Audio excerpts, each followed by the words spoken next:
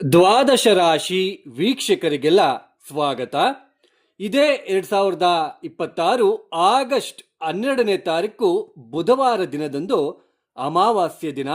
ಆ ದಿನದಂದು ಸೂರ್ಯಗ್ರಹಣ ಸಂಭವಿಸ್ತಾ ಇದೆ.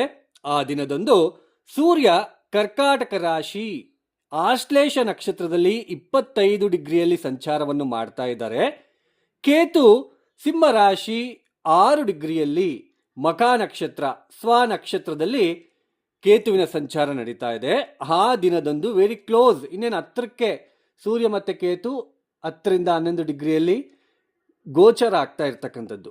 ಅಂದರೆ ಆ ದಿನದಂದು ಸೂರ್ಯಗ್ರಹಣ ರಾತ್ರಿ ವೇಳೆ ಸಂಭವಿಸ್ತಾ ಇದೆ. ರಾತ್ರಿ ಸರಿಸುಮಾರು 9 ಗಂಟೆಯಿಂದ ಮಧ್ಯರಾತ್ರಿ 1:30 ತನಕ ಈ ಸೂರ್ಯಗ್ರಹಣದ ಕಾಲ ಅವಧಿ ಅಂತ ಹೇಳ್ಬೋದು. ರಾತ್ರಿಯ ವೇಳೆ ಈ ಗ್ರಹಣ ಸಂಭವಿಸ್ತಾ ಇರೋದ್ರಿಂದ ನಮ್ಮ ಭಾರತ ದೇಶದಲ್ಲಿ ಅಪ್ಲಿಕೇಬಲ್ ಆಗುವುದಿಲ್ಲ. ಕೇವಲ ರಷ್ಯಾ, ಗ್ರೀನ್ಲ್ಯಾಂಡ್ ಮತ್ತು ಐಸ್ಲ್ಯಾಂಡ್, ಸ್ಪೇನ್ ದೇಶಗಳಲ್ಲಿ ಕಂಟ್ರಿಗಳಲ್ಲಿ ಈ ಸೂರ್ಯಗ್ರಹಣ ಸಂಭವಿಸ್ತಾ ಇದೆ. ನಮ್ಮ ಭಾರತ ದೇಶದಲ್ಲಿ ಈ ಗ್ರಹಣದ ಆಚರಣೆ ಅಂತಕ್ಕಂಥದ್ದು ಇರುವುದಿಲ್ಲ. ಆದರೂ ಈ ಗೋಚಾರದಲ್ಲಿ ಈ ಸೂರ್ಯ ಮತ್ತು ಕೇತುವಿನ ಒಂದು ಸೂರ್ಯಗ್ರಹಣ ನಡೀತಾ ಇದೆ. ಈ ಗ್ರಹಣದಿಂದ ದ್ವಾದಶ ರಾಶಿಯವರಲ್ಲಿ ಕೆಲವೊಂದು ಮಾನಸಿಕವಾಗಿ, ನಾನು ತುಂಬ ಸಲ ಹೇಳ್ತಾ ಬರ್ತಾ ಇದ್ದೇನೆ, ಗೋಚಾರದಲ್ಲಿ ರಾಶಿ ಫಲಿತಾಂಶ ಅಂತಂದ್ರೆ ಚಂದ್ರನಿರುವ ಸ್ಥಾನದಿಂದ ಗ್ರಹಗತಿಗಳು ಚೇಂಜ್ ಆದಂತೆಲ್ಲ, ಬದಲಾವಣೆ ಆದಂತೆಲ್ಲ ಮನಸ್ಸಿನ ಮೇಲೆ ಕೆಲವೊಂದು ಪ್ರಭಾವ ಬೀರ್ತಾ ಹೋಗುತ್ತೆ. ಭಯ ಪಡೋದು, ಎದುರ್ಕೊಳ್ತಕ್ಕಂಥದ್ದು, ಅಂದರೆ ಯಾವುದೋ ಒಂದು ಚಿಂತೆಗಳನ್ನು ಮಾಡ್ತಕ್ಕಂಥದ್ದು, ಅನಾವಶ್ಯಕವಾಗಿ ಚಿಂತೆ ಅಥವಾ ಏನೋ ಒಂದು ಆಸೆ ಉಟ್ಕೊಳ್ತಕ್ಕಂಥದ್ದು, ಈ ತರಹದ ಸ್ಥಿತಿಗತಿಗಳು ಮಾನಸಿಕವಾಗಿ ಒಂದು ಪ್ರೇರೇಪಣೆ ಮಾಡ್ತಾ ಹೋಗುತ್ತೆ. ಈಗ ನಮಗೆ ಸ್ವಲ್ಪ ನೀವು ಅಬ್ಸರ್ವ್ ಮಾಡಿರಬಹುದು, ಕೆಲವೊಂದು ಸಮಯದಲ್ಲಿ ಒಬ್ಬ ವ್ಯಕ್ತಿ ರ್ಯಾಶ್ ಡ್ರೈವಿಂಗ್ ಮಾಡೋದಿಲ್ಲ, ಅವರು ಯಾವುದೋ ಒಂದು ಸಂದರ್ಭದಲ್ಲಿ ಆ ಮನಸ್ಸು ಪ್ರೇರೇಪಣೆ ಮಾಡಿಬಿಟ್ಟು ರ್ಯಾಶ್ ಡ್ರೈವಿಂಗ್ ಮಾಡೋ ಥರ ಮಾಡುತ್ತೆ. ನೀವು ಅಬ್ಸರ್ವ್ ಮಾಡಿರ್ಬೋದು, ಏನಪ್ಪ ಸ್ಪೀಡಾಗಿ ಓಡಿಸ್ತಾ ಇರಲಿಲ್ಲ, ಇವತ್ತು ಯಾಕೆ ಇಷ್ಟು ಸ್ಪೀಡ್ ಓಡಿಸ್ತಿದ್ದಾನೆ ಅಂತ ಹೇಳಿಬಿಟ್ಟು. ಅಂದರೆ ಕೇವಲ ಮನಸ್ಸಿನ ಮೇಲೆ ಆ ಪ್ರಭಾವ ಬೀರ್ತಕ್ಕಂಥದ್ದು ಅಷ್ಟೇ. ಆದರೂ ಕೆಲವೊಂದು ರಾಶಿಗಳಿಗೆ ಸ್ವಲ್ಪ ಮನಸ್ಸಿನ ಮೇಲೆ ಸ್ವಲ್ಪ ಶಾರೀರಿಕವಾಗಿ ಕೂಡ ಸ್ವಲ್ಪ ಪರಿಣಾಮ ಬೀರುವ ಸಾಧ್ಯತೆಗಳಿರುವುದರಿಂದ ಸ್ವಲ್ಪ ರಾಶಿಗಳಿಗೆ ಯಾವ ತರಹದ ಪರಿಣಾಮ ಅವರ ಮನಸ್ಸಿನ ಮೇಲೆ ಬೀರುತ್ತಾ ಹೋಗುತ್ತೆ ಅಂತಕ್ಕಂಥದ್ದನ್ನ ನೋಡ್ತಾ ಹೋಗೋಣ. ಮೊದಲನೇದಾಗಿ ಮೇಷ ರಾಶಿಯವರಿಗೆ ಮುಖ್ಯವಾಗಿ ಚತುರ್ಥ ಸ್ಥಾನದಲ್ಲಿ ಗ್ರಹಣ ಸೂರ್ಯ, ಅರ್ಧಾಷ್ಟಮ ಸೂರ್ಯನ ದೋಷ, ಮತ್ತೆ ಅರ್ಧಾಷ್ಟಮ ಗುರು ಬುಧನು ಕೂಡ ಚತುರ್ಥ ಸ್ಥಾನದಲ್ಲಿ, ಚಂದ್ರನು ಕೂಡ ಚತುರ್ಥ ಸ್ಥಾನದಲ್ಲಿ ಇರೋದ್ರಿಂದ ಮುಖ್ಯವಾಗಿ ಮಾನಸಿಕವಾಗಿ ತೊಂದರೆ ಒಳಗಾಗ್ತಕ್ಕಂಥದ್ದು, ಎಮೋಷನಲ್ ಆಗ್ತಕ್ಕಂಥದ್ದು, ಕುಗ್ಗಿ ಹೋಗ್ತಕ್ಕಂಥದ್ದು, ಏನೋ ಒಂದು ವಿಧದ ಆತಂಕ, ಭಯದ ವಾತಾವರಣ ನಿರ್ಮಾಣ ಆಗ್ತಕ್ಕಂಥದ್ದು, ಕೆಲಸ ಮಾಡುವ ಜಾಗದಲ್ಲೂ ಕೂಡ ಸ್ವಲ್ಪ ತೊಂದರೆ ಆಗ್ತಕ್ಕಂಥದ್ದು, ನಿಮ್ಮ ಒಂದು ಹಿರಿಯ ಅಧಿಕಾರಿಗಳಿಂದ ಏನಾದರೂ ಒಂದು ಮಾತು ಬರ್ತಕ್ಕಂಥದ್ದಾಗಿರ್ಬೋದು, ಮನೆಯಲ್ಲೂ ಕೂಡ ನೆಮ್ಮದಿ ಕಡಿಮೆ ಇರ್ತಕ್ಕಂಥದ್ದು, ವಾಹನದ ವಿಚಾರದಲ್ಲೂ ಕೂಡ ಸ್ವಲ್ಪ ಜಾಗ್ರತೆ ಆಗಿರುವುದು ತುಂಬ ಉತ್ತಮ. ಹಾಗೆ ಸ್ಥಿರಾಸ್ತಿ ವಿಚಾರದಲ್ಲಿ ಗೊಂದಲಗಳು, ಸ್ವಲ್ಪ ಎಮೋಷನಲ್ ಆಗಿ ಫೀಲ್ ಆಗ್ತಕ್ಕಂಥದ್ದು, ಮನಸ್ಸಿನಲ್ಲೇ ದುಃಖವನ್ನು ಅನುಭವಿಸ್ತಕ್ಕಂತಹ ಸಾಧ್ಯತೆಗಳು ಹೆಚ್ಚಾಗಿ ಕಂಡು ಬರ್ತಾ ಇರುತ್ತೆ. ಒಟ್ಟು ಮೇಷರಾಶಿಯವರಿಗೆ ಅಸಮಾಧಾನ, ಮನಃಶಾಂತಿ ಅನ್ನೋದು ಇರುವುದಿಲ್ಲ ಈ ಒಂದು ಸಮಯದಲ್ಲಿ. ಯಾರಿಗೆ ನಿಮ್ಮ ಮೇಷರಾಶಿಯಲ್ಲಿ ಹುಟ್ಟಿರ್ತಕ್ಕಂಥವ್ರಿಗೆ ಬುಧ ದಶೆ, ಸೂರ್ಯ ದಶೆ, ಕೇತು ಭುಕ್ತಿ, ಬುಧ ಭುಕ್ತಿ ನಡೀತಾ ಇರುತ್ತೋ ಅವರು ಜಾಸ್ತಿ ಇದರ ಎಫೆಕ್ಟ್ ಅನ್ನ ಅನುಭವಿಸ್ತಾರೆ. ಇನ್ನು ವೃಷಭ ರಾಶಿಯವರಿಗೆ ಮುಖ್ಯವಾಗಿ ತೃತೀಯ ಸ್ಥಾನದಲ್ಲಿ ಗ್ರಹಣ ಗೋಚಾರ ಆಗ್ತಾ ಇರೋದ್ರಿಂದ ಸ್ವಲ್ಪ ಇದರ ದೋಷ ಅಂತೂ ಇರೋದಿಲ್ಲ. ಆದರೂ ಕೂಡ ನಮಗೆ ಈ ಸೂರ್ಯ ನೆಕ್ಸ್ಟು ಇನ್ನು 3 ದಿನಕ್ಕೆ, ಅಂದರೆ ಆಗಸ್ಟ್ 17ಕ್ಕೆ ಚತುರ್ಥ ಸ್ಥಾನಕ್ಕೆ ಬರ್ತಾರೆ. 12ನೇ ತಾರೀಕು ಗ್ರಹಣ ಆಗುತ್ತೆ, 3 ದಿನ ಅಲ್ಲ 5 ದಿನಕ್ಕೆ ಸೂರ್ಯ ಇಲ್ಲಿಗೆ ಬರ್ತಾರೆ. ಚತುರ್ಥ ಸ್ಥಾನದಲ್ಲಿ ಕೇತು ಕೂಡ ಇರೋದ್ರಿಂದ ಸ್ವಲ್ಪ ತಾಯಿಯ ಯೋಗಕ್ಷೇಮಕ್ಕೆ ಒಳ್ಳೆಯದಲ್ಲ. ಮತ್ತೆ ಉದ್ಯೋಗದಲ್ಲೂ ಕೂಡ ಕೆಲವೊಂದು ಅನಿರೀಕ್ಷಿತ ಘಟನೆಗಳು ನಡೆಯುವ ಸಾಧ್ಯತೆಗಳು, ಮಾನಸಿಕವಾಗಿ ದುಃಖವನ್ನು ಪಡುವ ಸಾಧ್ಯತೆಗಳು, ಮನೆಯಲ್ಲಿ ಏನಾದರೂ ಸ್ವಲ್ಪ ತೊಂದರೆಗಳು, ಕರೆಂಟ್ ವಿಚಾರದಲ್ಲಾಗಿರ್ಬೋದು, ಯಾವುದೋ ಒಂದು ಎಲೆಕ್ಟ್ರಿಕಲ್ ಡ್ಯಾಮೇಜ್ ಆಗಿಬಿಟ್ಟು ತೊಂದರೆ ಆಗ್ತಕ್ಕಂಥದ್ದಾಗಿರ್ಬೋದು, ಅಥವಾ ಮನೆಯಲ್ಲಿ ಅಸಮಾಧಾನಗಳಾಗಿರ್ಬೋದು. ಮನೆಯಲ್ಲಿ ಈಗ ನೀವು ತುಂಬ ಧೂಳು ಎಲ್ಲ ಡಸ್ಟ್ ಎಲ್ಲ ಸೇರ್ಕೊಂಡ್ಬಿಟ್ಟಿರುತ್ತೆ. ಅಂತಹ ಮನೆಯಲ್ಲಿ ಇರ್ತಕ್ಕಂಥವ್ರಿಗೆ ಸಾಕಷ್ಟು ಸ್ವಲ್ಪ ಮಾನಸಿಕವಾಗಿ ತೊಂದರೆಗಳನ್ನು ಅನುಭವಿಸುವ ಸಾಧ್ಯತೆಗಳು ಇರುತ್ತೆ. ಅದು ತೃತೀಯ ಸ್ಥಾನದಲ್ಲಿ ಇರೋದ್ರಿಂದ ಗ್ರಹಣದ ಇಂಪ್ಯಾಕ್ಟ್ ಅಂತಂದು ಇರೋದಿಲ್ಲ. ಬಟ್ ಇದು ಸೋದರರ ಜೊತೆ ಸ್ವಲ್ಪ ಏನಾದರೂ ಕಾನ್ಫ್ಲಿಕ್ಟ್ಸ್, ವಿವಾದಗಳಿದ್ರೆ ಸ್ವಲ್ಪ ಅದು ಕಡಿಮೆ ಆಗುವ ಸಾಧ್ಯತೆಗಳು ಕೂಡ ಗೋಚರ ಆಗ್ತಾ ಇರುತ್ತೆ. ಕುಟುಂಬಕ್ಕೆ ಸಂಬಂಧಪಟ್ಟಿರ್ತಕ್ಕಂತಹ ವಿಚಾರದಲ್ಲಿ ಏನಾದರೂ ವಿವಾದಗಳಿದ್ರೆ ಸ್ವಲ್ಪ ಬಗೆಹರಿಸಿಕೊಳ್ಳುವ ಏನು ನೀವು ಕಾರ್ಯಕ್ರಮ ಮಾಡ್ತಾ ಇದ್ದೀರಾ ಅದರ ಒಂದು ವಿಚಾರದಲ್ಲಿ ಸ್ವಲ್ಪ ಅನುಕೂಲ, ಹಾಗೆ ಪ್ರಯಾಣ ಮಾಡುವ ಸಾಧ್ಯತೆ. ಇನ್ನು ಮಿಥುನ ರಾಶಿಯವರಿಗೆ ಮುಖ್ಯವಾಗಿ ಜನ್ಮರಾಶಿಯಲ್ಲೇ ಕುಜ, 2ನೇ ಮನೇಲಿ ಬೇರೆ ಗ್ರಹಣ ನಡೀತಾ ಇರೋದ್ರಿಂದ ಆಕಸ್ಮಿಕ ಕುಟುಂಬ ಕಲಹಗಳು, ಹಾಗೇನೆ ಆರ್ಥಿಕ ವಿಚಾರದಲ್ಲಿ ನಷ್ಟ ಅನುಭವಿಸುವ ಸಾಧ್ಯತೆಗಳು ಇರುತ್ತೆ. ದ್ವಿತೀಯ ಸ್ಥಾನದಲ್ಲಿ ಗುರು ಕೂಡ ಇದ್ದಾರೆ. ಅವತ್ತೇ ಗುರು ಮೌಢ್ಯಮಿ ತ್ಯಾಗವನ್ನು ಮಾಡ್ತಾ ಇದ್ದಾರೆ, ಅಂದ್ರೆ ಅಸ್ತಂಗತ ತ್ಯಾಗವನ್ನು ಕೂಡ ಮಾಡ್ತಾ ಇದ್ದಾರೆ. ಒಂದು ಕಡೆ ನಿಮಗೆ ಹಣಕಾಸಿನ ವಿಚಾರದಲ್ಲಿ ಓಕೆ ಪರವಾಗಿಲ್ಲ ಅಂತ ಅನ್ಸಿದ್ರು ಕೂಡ ಈ ಜನ್ಮರಾಶಿಯಲ್ಲಿ ಕುಜ, 2ನೇ ಮನೆಯಲ್ಲಿ ಸೂರ್ಯ ಈ ಥರ ಇರೋದ್ರಿಂದ ಸ್ವಲ್ಪ ಹಣಕಾಸಿನ ಖರ್ಚುಗಳು, ಅಲ್ಲಿಗೆ ಸಂಬಂಧಪಟ್ಟಿರ್ತಕ್ಕಂತಹ ಒಸಡಿಗೆ ಸಂಬಂಧಪಟ್ಟಿರ್ತಕ್ಕಂತಹ ನೋವಾಗಿರಬಹುದು, ಅಥವಾ ಕುಟುಂಬದಲ್ಲಿ ಏನಾದರೂ ಕಲಹಗಳು, ಪೇಷನ್ಸ್ ಕಡಿಮೆ ಆಗ್ತಕ್ಕಂತಹ ಸಾಧ್ಯತೆ ಇರುತ್ತೆ. ಅಂದರೆ ತಾಳ್ಮೆ ಕಳ್ಕೊಂಡ್ಬಿಡ್ತೀರಾ ಅಂತ ಅರ್ಥ. ಸ್ವಲ್ಪ ಈ ವಿಷಯದಲ್ಲಿ ಜಾಗೃತಿಯಾಗಿರಬೇಕು. ಇನ್ನು ಕರ್ಕಾಟಕ ರಾಶಿಯವರಿಗೆ ಜನ್ಮರಾಶಿಯಲ್ಲೇ ಗ್ರಹಣದ ಸಾಧ್ಯತೆ, ಗ್ರಹಣ ಸಂಚಾರ ಆಗ್ತಾ ಇರೋದ್ರಿಂದ ಇಲ್ಲಿ ಮುಖ್ಯವಾಗಿ ನಿಮಗೆ ಜನ್ಮರಾಶಿಯಲ್ಲಿ ಬೇರೆ ಗುರು ಇದ್ದಾರೆ, ಗುರುಬಲ ಇರೋದಿಲ್ಲ. ಚಂದ್ರನು ಕೂಡ ಜನ್ಮರಾಶಿಯಲ್ಲೇ ಸೂರ್ಯನ ಒಟ್ಟಿಗೆ, ಗ್ರಹಣ ದೋಷದಿಂದ ನಿಮಗೆ ಸ್ವಲ್ಪ ಕುತ್ತಿಗೆ ಭಾಗದಲ್ಲಿ, ಬೆನ್ನು, ಕಣ್ಣಿನ ಒಂದು ವಿಚಾರದಲ್ಲಿ ಸ್ವಲ್ಪ ತೊಂದರೆಗಳು ಅನುಭವಿಸುವ ಸಾಧ್ಯತೆಗಳು ಇರುತ್ತೆ. ಸ್ವಲ್ಪ ಎಮೋಷನಲ್ ಫೀಲ್ ಆಗ್ತೀರಾ. ಹಣಕಾಸಿನ ವಿಚಾರದಲ್ಲಿ ಸ್ವಲ್ಪ ಜಾಸ್ತಿ ಚಿಂತೆಗಳು ಅಥವಾ ದುಃಖಗಳು ನಿಮಗೆ ಹೆಚ್ಚಾಗುವ ಸಾಧ್ಯತೆಗಳು, ಹಾಗೇನೆ ಸಾಂಸಾರಿಕ ಜೀವನದಲ್ಲೂ ಕೂಡ ಹೊಡೆತ ಸಿಗ್ತಕ್ಕಂತಹ ಸಾಧ್ಯತೆಗಳು ಹೆಚ್ಚಾಗಿ ಕಂಡು ಬರುತ್ತಾ ಇರುತ್ತೆ. 2ನೇ ಮನೆಯಲ್ಲಿ ಕೇತು ಇದ್ದಾರೆ.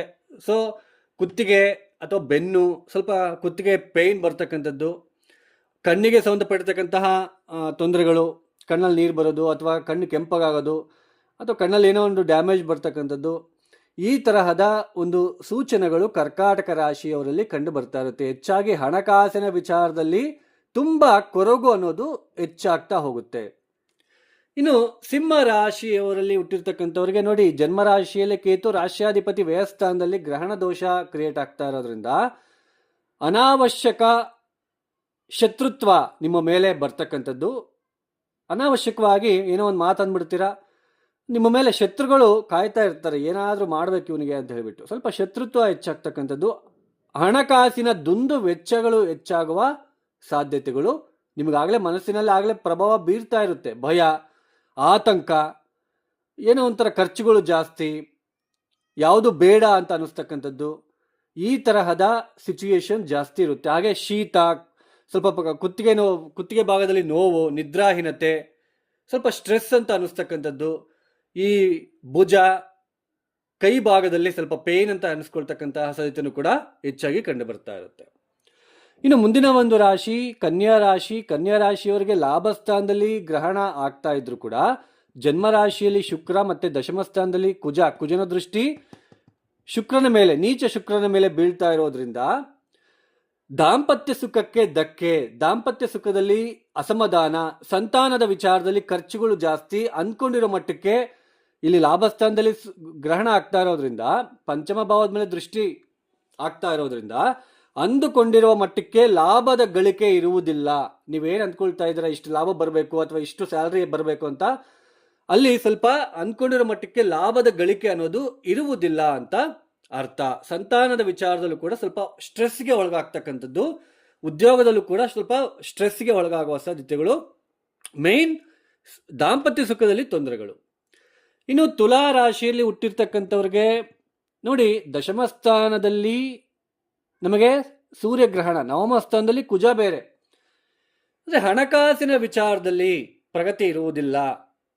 ಉದ್ಯೋಗ ಏನು ನೀವು ಮಾಡ್ತಾ ಇದ್ದೀರಾ, ಉದ್ಯೋಗದ ವಿಚಾರದಲ್ಲೂ ಕೂಡ ಸ್ವಲ್ಪ ಏನೋ ಒಂಥರ ಸ್ವಲ್ಪ ಬಾಧೆ, ಶರೀರದಲ್ಲಿ ಸ್ವಲ್ಪ ಬಾಧೆ ಅಂತ ಅನಿಸ್ಕೊಳ್ಳೋದು, ಜಾಸ್ತಿ ಕೆಲಸ ಮಾಡಬೇಕಾಗಿರೋ ಪ್ರಮೇಯ ಉಂಟಾಗ್ತಕ್ಕಂಥದ್ದು, ಮನೆಯಲ್ಲಿ ಹಿರಿಯರ ಜೊತೆ ಕಲಹಗಳಾಗಿರ್ಬೋದು ಅಥವಾ ಆಫೀಸಲ್ಲಿ ಸ್ವಲ್ಪ ಭಿನ್ನಾಭಿಪ್ರಾಯಗಳಾಗಿರ್ಬೋದು ಕಾಣುವ ಸಾಧ್ಯತೆಗಳು ಹೆಚ್ಚಾಗಿ ಕಂಡು ಬರ್ತಾ ಇರುತ್ತೆ.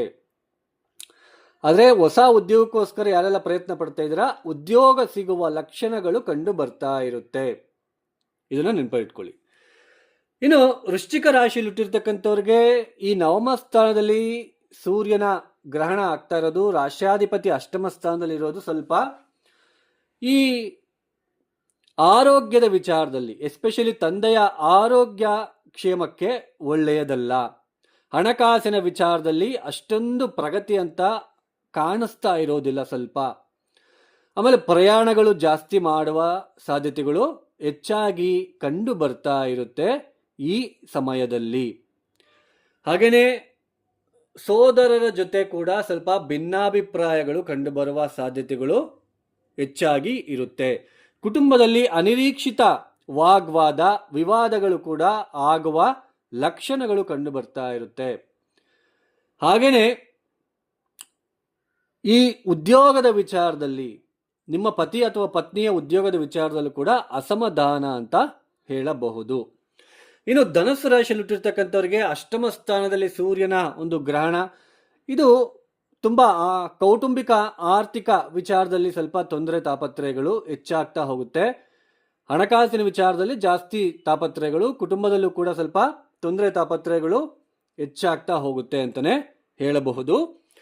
ಆಮೇಲೆ ಸ್ವಲ್ಪ ಗುಪ್ತಾಂಗಗಳಲ್ಲಿ ಸ್ವಲ್ಪ ಬೆನ್ನು ನೋವಾಗಿರಬಹುದು, ಬ್ಯಾಕ್ ಪೇನ್ ಅಂತ ಕರಿತೀವಿ, ಆ ತರಹದ ನೋವು, ಗುಪ್ತಾಂಗಗಳಲ್ಲಿ ಸ್ವಲ್ಪ ಸಮಸ್ಯೆಗಳು, ಚರ್ಮಕ್ಕೆ ಸಂಬಂಧಪಟ್ಟಂತಹ ಸಮಸ್ಯೆಗಳು ಉಂಟಾಗುವ ಲಕ್ಷಣಗಳು ಹೆಚ್ಚಾಗಿ ಕಂಡುಬರುವ ಸಾಧ್ಯತೆಗಳು ಕಂಡು ಬರ್ತಾ ಇರುತ್ತೆ. ಅಂದರೆ ಈ ಗ್ರಹಣ ದೋಷದ ಪ್ರಭಾವ ಧನುಸ್ಸು ರಾಶಿಯವರ ಮೇಲೆ ಜಾಸ್ತಿ ಇರುತ್ತೆ ಅಷ್ಟಮ ಸ್ಥಾನದಲ್ಲಿ ನಡೀತಾ ಇರೋದ್ರಿಂದ. ಇನ್ನು ಮಕರ ರಾಶಿಯಲ್ಲಿ ಇಟ್ಟಿರ್ತಕ್ಕಂಥವ್ರಿಗೆ ಸಪ್ತಮ ಸ್ಥಾನದಲ್ಲಿ, ಇದು ಕೂಡ ಪತಿ ಪತ್ನಿಯರಲ್ಲಿ ಯೋಗಕ್ಷೇಮಕ್ಕೆ ಅಷ್ಟೊಂದು ಒಳ್ಳೆಯದಲ್ಲ.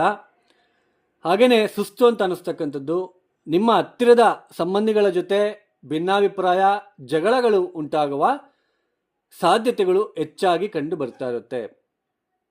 ಇನ್ನು ಕುಂಭ ರಾಶಿಯವರಿಗೆ 6ನೇ ಮನೆಯಲ್ಲಿ ಸೂರ್ಯಗ್ರಹಣ ನಡೀತಾ ಇರೋದು, ಹಾಗೆಯೇ ಅಷ್ಟಮ ಸ್ಥಾನದಲ್ಲಿ ನೀಚ ಶುಕ್ರ, ಪಂಚಮ ಸ್ಥಾನದಲ್ಲಿ ಕುಜ, 6ನೇ ಮನೆಯಲ್ಲಿ ಬೇರೆ, ಪಂಚಮಾಧಿಪತಿ ಬುಧ 6ನೇ ಮನೆಯಲ್ಲಿ ಇರೋದು ಮಕ್ಕಳ ಯೋಗಕ್ಷೇಮಕ್ಕೆ ಒಳ್ಳೆಯದಲ್ಲ. ಮಕ್ಕಳ ಮೇಲೆ ಕೋಪ ಮಾಡ್ಕೊಳ್ಳೋದು, ಇರಿಟೇಷನ್ನು, ಅಂದ್ಕೊಂಡಿರೋ ಲಾಭ ಬರದೇ ಇರ್ತಕ್ಕಂಥದ್ದು, ಸ್ವಲ್ಪ ಒತ್ತಡಗಳನ್ನು ಎದುರಿಸ್ತಕ್ಕಂಥದ್ದು, ಖರ್ಚುಗಳು ಜಾಸ್ತಿ, ಈ ಕಾಫು, ಕೋಲ್ಡು, ಡಸ್ಟ್ ಅಲರ್ಜಿ ಆಗುವ ಸಾಧ್ಯತೆಗಳು, ಚರ್ಮಕ್ಕೆ ಸಂಬಂಧಪಟ್ಟತಕ್ಕಂತಹ ತೊಂದರೆಗಳು, ಯಾರನ್ನೋ ನಂಬಿ ನಷ್ಟ ಹೋಗುವ ಸಾಧ್ಯತೆಗಳು ಕೂಡ ಕಂಡು ಬರ್ತಾ ಇರುತ್ತೆ. ಈ ಒಂದು ವಿಚಾರದಲ್ಲಿ ಜಾಗ್ರತೆ. ತಾಯಿಯ ಆರೋಗ್ಯ ಕ್ಷೇಮಕ್ಕೂ ಇದು ಒಳ್ಳೆಯದಲ್ಲ. ಇನ್ನು ಮೀನ ರಾಶಿಯಲ್ಲಿ ಹುಟ್ಟಿರ್ತಕ್ಕಂಥವ್ರಿಗೆ ಪಂಚಮ ಸ್ಥಾನದಲ್ಲಿ ಗ್ರಹಣ ಆಗ್ತಾ ಇರೋದು, ಗುರು ಕೂಡ ಇದ್ದಾರೆ, ಆದರೂ ಕೂಡ ಇದು ಅನಿರೀಕ್ಷಿತವಾಗಿ ಒತ್ತಡಗಳನ್ನು ಎದುರಿಸಬೇಕಾಗುತ್ತೆ. ಹಣಕಾಸಿನ ವಿಚಾರದಲ್ಲಿ, ಸಂತಾನದ ವಿಚಾರದಲ್ಲಿ ಸ್ವಲ್ಪ ಒತ್ತಡ ಅಂತ ಅನಿಸ್ತಾ ಇರುತ್ತೆ, ಮೈಂಡಲ್ಲಿ ಟೆನ್ಷನ್ ಅಂತ ಬರ್ತಾ ಇರುತ್ತೆ. ಯಾವುದು ಕೂಡ ಇನ್ನೂ ಕರೆಕ್ಟಾಗಿ ಸೆಟ್ರೇಟ್ ಆಗ್ತಿಲ್ವಲ್ಲ, ಹಣಕಾಸಿನ ವಿಚಾರದಲ್ಲಿ ಬರಬೇಕಾಗಿರೋ ಹಣ ಬರ್ತಾ ಇಲ್ವಲ್ಲ ಅನ್ನೋ ಒಂದು ಬಾಧೆನೂ ಕೂಡ ಹೆಚ್ಚಾಗಿ ಕಂಡು ಬರ್ತಾ ಇರುತ್ತೆ. ಸ್ವಲ್ಪ ಈ ಪಂಚಮ ಸ್ಥಾನದಲ್ಲಿ ಗ್ರಹಣ ದೋಷ ಉಂಟಾಗ್ತಾ ಇದೆ. ಹಾಗೆ ಚತುರ್ಥಾಧಿಪತಿ ಬುಧ, ಸಪ್ತಮಾಧಿಪತಿ ಬುಧ ಕೂಡ ಪಂಚಮ ಸ್ಥಾನದಲ್ಲಿ, ಹಾಗೆ ಕುಜ ಕೂಡ ಅರ್ಧಾಷ್ಟಮ ಕುಜ ಇರೋದ್ರಿಂದ ಸ್ವಲ್ಪ ಮಾನಸಿಕ ಅಥವಾ ನಿಮ್ಮ ಒಂದು ಮೈಂಡಲ್ಲಿ, ತಲೆಯಲ್ಲಿ ಒತ್ತಡಗಳನ್ನು ನೋಡುವ ಸಾಧ್ಯತೆಗಳು ಹೆಚ್ಚಾಗಿ ಕಂಡು ಬರ್ತಾ ಇರುತ್ತೆ. ಅಂದರೆ ದೊಡ್ಡ ಮಟ್ಟಕ್ಕೆ ಡ್ಯಾಮೇಜ್ ಅಂತಂದಾಗ ಸ್ವಲ್ಪ ಮಾನಸಿಕವಾಗಿ ಪ್ರಭಾವವನ್ನು ಬೀರ್ತಾ ಇರುತ್ತೆ. ಅಂದ್ಕೊಂಡಿರೋ ಲಾಭ ಬರ್ತಾ ಇಲ್ಲ, ಮತ್ತು ಆಮೇಲೆ ಈ ಮದುವೆಯ, ಯಾರೆಲ್ಲ ಮದುವೆ ಫಿಕ್ಸ್ ಮಾಡಬೇಕು ಅಂತ ಅನ್ಕೊತಾ ಇರ್ತೀರ, ಅಲ್ಲೂ ಕೂಡ ಸ್ವಲ್ಪ ಅಂದ್ಕೊಂಡಿರೋ ಮಟ್ಟಕ್ಕೆ ನಮಗೆ ಸಿಗ್ತಾ ಇಲ್ಲ ವಧು ಅಥವಾ ವರ ಅಂತ ಒಂದು ಭಾವನೆ ಬರ್ತಾ ಇರ್ತಕ್ಕಂಥದ್ದು. ತಾಯಿಯ ಜೊತೆ ಕಲಹಗಳಾಗಿರ್ಬೋದು, ಮನೆಯಲ್ಲಿ ಸ್ವಲ್ಪ ಕಲಹಗಳು, ಅಥವಾ ಈ ಒಂದು ಸಂತಾನದ ಒಂದು ವಿಚಾರದಲ್ಲೂ ಕೂಡ ಒತ್ತಡಗಳು ಜಾಸ್ತಿ ಇರುವ ಸಾಧ್ಯತೆಗಳು ಕಂಡು ಬರ್ತಾ ಇರುತ್ತೆ. ಸೊ ಇದು ಈ ಒಂದು ಸೂರ್ಯಗ್ರಹಣದ ಪ್ರಭಾವದಿಂದ ಕೆಲವೊಂದು ರಾಶಿಗಳಿಗೆ, ಎಸ್ಪೆಷಲಿ ಮೇಷ, ಮಿಥುನ, ಕರ್ಕಾಟಕ, ಸಿಂಹ, ನೆಕ್ಸ್ಟು ಧನಸ್ಸು, ನೆಕ್ಸ್ಟು ಕುಂಭ ರಾಶಿಯವರು ಸ್ವಲ್ಪ ಅತಿಯಾದ ಜಾಗೃತಿಯನ್ನು ವಹಿಸ್ತಕ್ಕಂಥದ್ದು ಒಳ್ಳೆಯದು. ಈ ಗ್ರಹಣ ದೋಷದಿಂದ ಈ ನೆಗೆಟಿವ್ ಇಂಪ್ಯಾಕ್ಟ್ ಕಡಿಮೆ ಮಾಡ್ಕೊಳೋದಕ್ಕೆ ಸ್ವಲ್ಪ ಸುಬ್ರಹ್ಮಣ್ಯ, ನಾಗ ಒಂದು ದೇವತೆ ಅಥವಾ ಸುಬ್ರಹ್ಮಣ್ಯನ ಆರಾಧನೆ ಮಾಡ್ತಕ್ಕಂಥದ್ದು ತುಂಬ ಉತ್ತಮ. ಹಾಗೆಯೇ ಮುಖ್ಯವಾಗಿ ಪ್ರತಿಯೊಬ್ಬರು ಕೂಡ ಸೂರ್ಯ ನಮಸ್ಕಾರಗಳನ್ನಾಗಿರ್ಬೋದು, ಆದಿತ್ಯ ಹೃದಯ ಪಾರಾಯಣ ಮಾಡ್ತಕ್ಕಂಥದ್ದು ಭಾನುವಾರ ಆಚರಣೆ ಮಾಡುವುದು ತುಂಬ ಉತ್ತಮ. ಹಾಗೆಯೇ ಈ ಗೋಧಿ ಮತ್ತು ಕೇತುವಿಗೆ ಹುರುಳಿಕಾಳು ಇದನ್ನು ಮಿಶ್ರಣ ಮಾಡಿ ಅಥವಾ ಇದರಿಂದ ಏನಾದರೂ ಪದಾರ್ಥಗಳನ್ನು ಮಾಡಿ ಪ್ರಾಣಿಗಳಿಗೆ ಆಹಾರ ರೂಪದಲ್ಲಿ ನೀಡ್ತಕ್ಕಂಥದ್ದು ಕೂಡ ತುಂಬ ಉತ್ತಮ. ಇದಕ್ಕಿಂತ ಹೆಚ್ಚಿನದಾಗಿ ಪರಿಹಾರ ಅಂತಂದರೆ ಶಿವನ ಆರಾಧನೆಯನ್ನು ಮಾಡೋದಕ್ಕೆ ಪ್ರಯತ್ನ ಮಾಡಿ. ಯಾರೆಲ್ಲ ಈ ವಿಡಿಯೋನ ನೋಡ್ತಾ ಇದ್ರೆ ನಿಮ್ಗೆ ಇಷ್ಟ ಆಗಿದ್ರೆ ಮಾತ್ರ ಲೈಕ್ ಮಾಡಿ, ಶೇರ್ ಮಾಡಿ, ಸಬ್ಸ್ಕ್ರೈಬ್ ಮಾಡ್ಕೊಳ್ಳಿ. ಸರ್ವೇ ಜನ ಸುಖಿನೋ ಭವಂತು. ಧನ್ಯವಾದಗಳು. ಜೈ ಶ್ರೀರಾಮ್.